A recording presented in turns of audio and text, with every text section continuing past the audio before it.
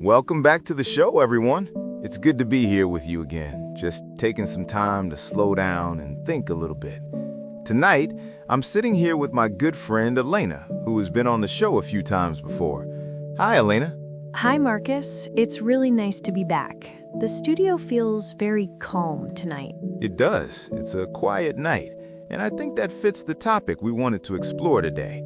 It's something we touched on briefly last week, but we really want to dig into it now. The question is, does financial success define your personal value? That is a massive question. It's one of those things that sounds simple on the surface, but when you actually try to answer it honestly, it gets complicated very fast. Exactly. Because the easy answer, the one we're supposed to give, is no, of course not. You are more than your bank account. We all know that's the right answer, but I wonder if we actually believe it. Right. There is a difference between what we say philosophically and how we actually live our lives, or how we judge ourselves when we wake up at 3 in the morning worrying about bills. Yeah. Let's look at the cultural side of it first. Especially here in the West, or specifically in America, it feels like the two concepts, money and worth, are almost impossible to separate. I think they are inextricably linked in our culture. Think about when you meet someone new at a party or a dinner. What is the very first thing you ask them after you get their name? What do you do? Exactly. What do you do? Which is basically code for how do you make money and where do you fit in the hierarchy? It is, isn't it? We use that answer to immediately calculate how much respect we should give them, or how interesting they might be. If someone says they're an investment banker, we have one reaction. If they say they are a poet or a stay-at-home parent, we have a totally different internal reaction. And that reaction is usually unconscious. We don't mean to be judgmental, but we've been programmed to view productivity and earnings as the primary metrics of a human being. It's the scorecard. Yes, the scorecard. If you're winning financially, we assume you're winning at life. You must be smart, disciplined, and successful. If you're struggling financially, the assumption is, well, that you're doing something wrong. That's the scary part, the moral judgment attached to it. If you're enjoying this conversation, by the way, feel free to just quietly follow the show wherever you're listening. No pressure, just helps us keep going. But back to that moral judgment. It feels like we treat poverty or just averageness as a character flaw. We absolutely do. It's the shadow side of the idea of meritocracy. If we believe that anyone can make it if they work hard enough, then logically, if you haven't made it, you didn't work hard enough, which isn't true, but it's how it feels. It ignores luck. It ignores circumstances. It ignores health. It ignores so much, but for the individual, for you or me, it creates this immense pressure. Because if my bank account isn't growing, does that mean I, as a person, am shrinking? That's a heavy thought. I think a lot of men specifically struggle with that. The provider role is so deeply ingrained. If I can't buy the nice house or the nice car, am I a failure of a man? It's not just men, though. I think for women now, there is this pressure to have it all, to be the perfect mother, the perfect partner, and also a boss, to be financially independent. If you aren't climbing a ladder, you feel invisible. Invisibility is a good word for it. Without the symbols of success, do we feel seen? I think that's why social media has made this so much worse. We aren't just comparing ourselves to our neighbors anymore. We are comparing our financial success to the curated highlights of strangers all over the world. True. You see the vacations, the interiors of the homes, the cars, and even if you are generally happy with your life, you see that and suddenly you feel less than. Yeah, you look around your perfectly fine living room and suddenly it looks shabby. You think, I should have worked harder. I should have invested in that stock. And that should is the killer. It steals your joy. It replaces your actual lived experience with a fantasy of what you could have been if you had more money. But let's challenge it a bit. Do you think it's possible in our current society to genuinely decouple your self-worth from your finances? Or is it just a nice idea that doesn't work in practice? I want to believe it's possible, I really do, but I think it requires a very active, conscious effort. You have to fight against the current every single day. Because the world won't help you do it. The world is constantly trying to sell you things to make you feel better. Right, and if you aren't buying, you aren't participating. But I've met people, very few people, but I have met them who seem to have opted out of the race. What are they like? Calm. They usually live simpler lives. They aren't wealthy by the standard definition, but they have time. That's the thing I notice most. They have time to talk to you. They aren't rushing to the next meeting or checking their portfolio. Time is the ultimate luxury, isn't it? Maybe that is the real success, having ownership over your own days. I think so, but it's hard to pay rent with time. That's the friction. You can have all the spiritual wealth in the world, but if the rent is due and the account is empty, that personal value feels very fragile. It does. Survival instincts kick in. It's hard to feel like a worthy human being when you are in survival mode. So maybe there is a baseline, like you need a certain amount of financial security to even begin to separate your worth from your money. That makes sense. Maslow's hierarchy and all that. Once you are safe, then you can decide that a Ferrari doesn't define you. But until you are safe, money is survival, and survival is everything. But think about the people who are way past survival, the multimillionaires. They often seem the most insecure about their worth. They are still chasing more. Why? Because the whole isn't shaped like money. That's a good way to put it. The whole isn't shaped like money. You try to fill it with dollars, but it falls right through. If you feel small inside, a big house just makes you look smaller. Yeah, it's like wearing a suit that's too big for you. It just highlights that you don't fit. If you're finding this conversation helpful, or if it's sparking some thoughts for you, maybe send this episode to a friend who worries too much about work. Just a thought. But Elena, do you think our parents' generation had this same anxiety, or is this unique to us? I think they had it, but it was different. For them, it was about stability. The company man. You work for 40 years, you get the gold watch, you retire. The path was clearer. It was linear. Exactly. It was linear. For us, the path is fractured. There is no guarantee. You can do everything right and still lose. And I think that instability makes us cling to money even tighter, as a sign of, safety? Control. I think it's about control. Money feels like control in a chaotic world. And if we lose money, we feel out of control. And if we are out of control, we feel worthless. So, the antidote is surrendering the need for control? That sounds terrifying. It does. It sounds like giving up. But maybe it's just accepting that we are valuable just because we exist, not because of what we produce. That is a very radical idea, to be valuable just for existing. It goes against everything capitalism tells us. That idea of existing being enough, it's hard to swallow because we've been trained against it since we were, 5 years old? Oh, easily. Think about the gold stars in kindergarten. Right, the gold stars. It starts there. You behave well, you produce the right answer, you get a star. You get praise. You go home and show your parents, and they smile. You learn very quickly that affection and worth are conditional.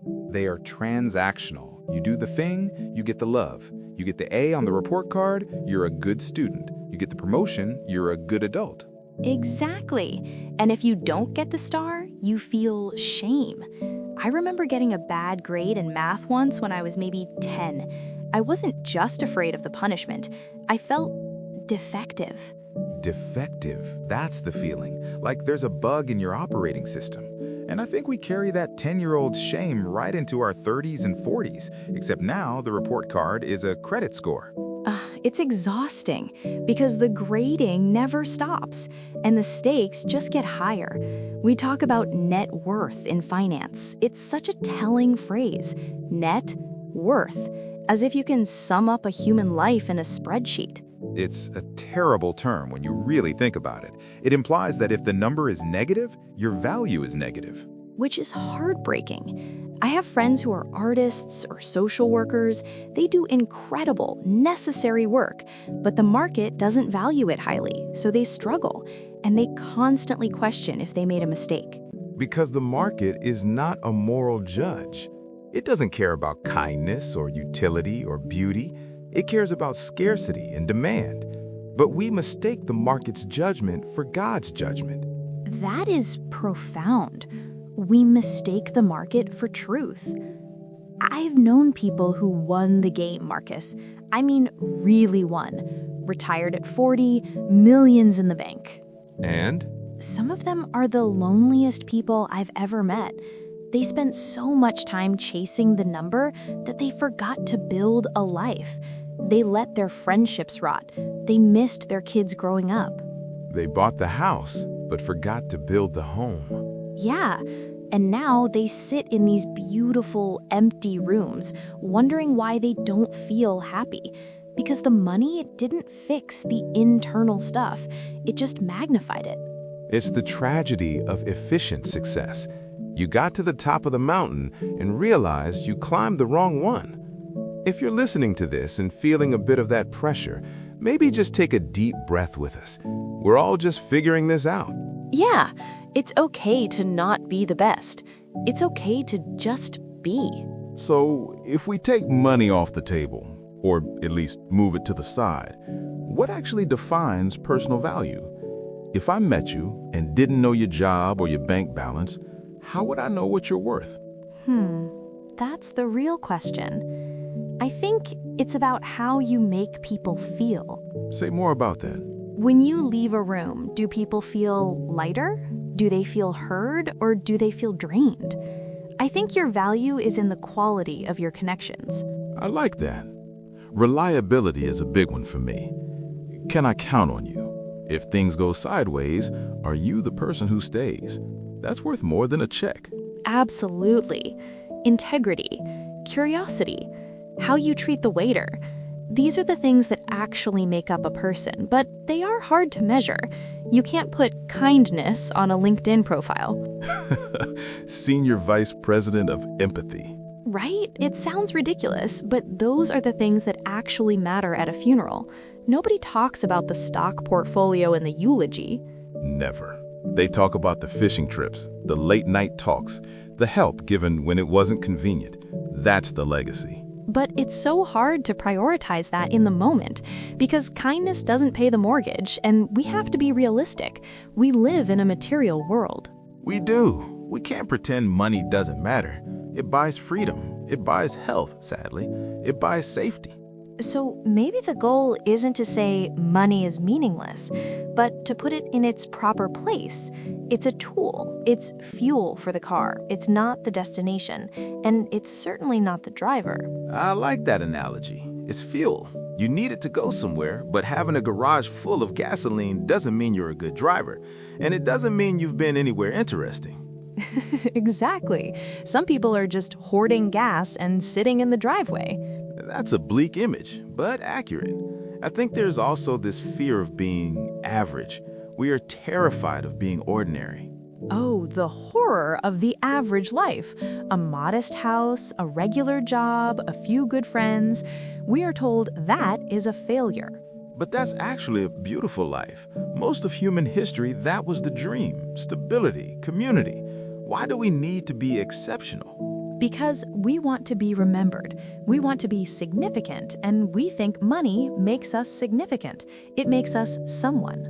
I wonder if we can find significance just in the small things, in making a good cup of coffee, in listening to a friend, in being a decent neighbor. I think we have to, because the other path, the endless chase, it has no finish line. No finish line, just more running. And I'm tired of running. Me too. If you're tired of running too, maybe just sit with that feeling for a second. It's okay to rest. That permission to rest, I think that's the hardest thing to give ourselves. Because if we stop, we're afraid everything we built would just crumble. It feels like walking a tightrope. You have to keep moving to stay balanced. If you stop, you fall. At least that's the fear. But maybe that's the lie we've been sold, that life is a tightrope. Maybe it's just a sidewalk. You can just stop and look at a tree, and the concrete isn't going to collapse under you. I love that. It's just a sidewalk. The The stakes aren't actually life or death, even though our nervous systems tell us they are. Exactly. So, we've been talking for a while now. We've torn apart the idea of net worth. We've looked at the pressure, the anxiety. Do you feel like you have an answer? Honestly, no. I don't think there is a clean answer. I think I'm going to wake up tomorrow and still worry about my savings. I'm still going to check my email first thing in the morning. It's not a switch you can just flip. No, it's a practice. It's catching yourself when you start spiraling.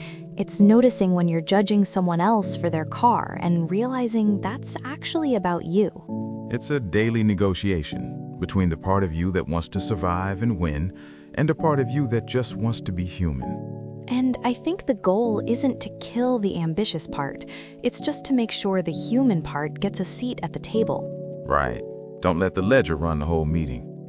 Yeah, give the soul a little bit of voting power. I think that's a good place to leave it. We aren't going to solve capitalism tonight, and we aren't going to solve our own insecurities in 40 minutes, but it helps to talk about it. It really does.